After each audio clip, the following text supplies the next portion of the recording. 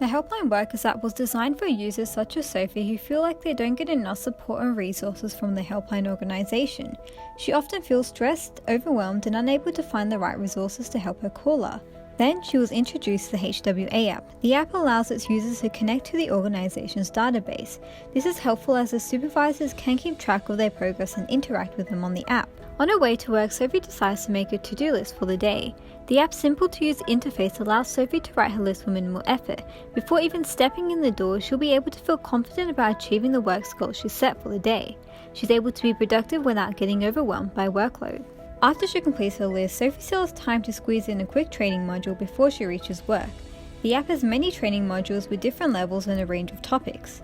At the end of each module, the app quizzes the user, getting them to practice the knowledge they've just learned.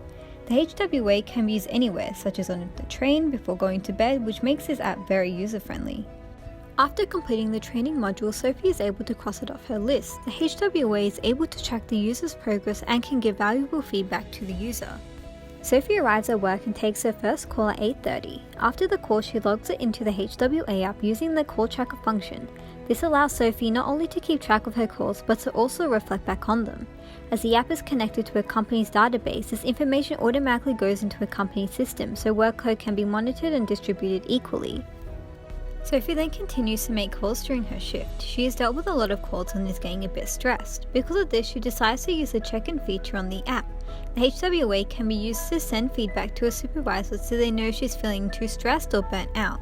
During her lunch break, Sophie checks out the community section of the app. She's able to see what her fellow colleagues have been up to. Many users don't feel connected to this job due to the heavy workload and emotional stress. However, with the HWA, these workers are able to connect with each other and become a community. There are also support and social events which allow Sophie to interact with her peers. She can also read the Q&As to see what her fellow peers have been asking. This is a good feature as users are able to ask questions they don't feel comfortable asking their supervisors. After a long day at work, Sophie checks her to-do list and crosses everything off.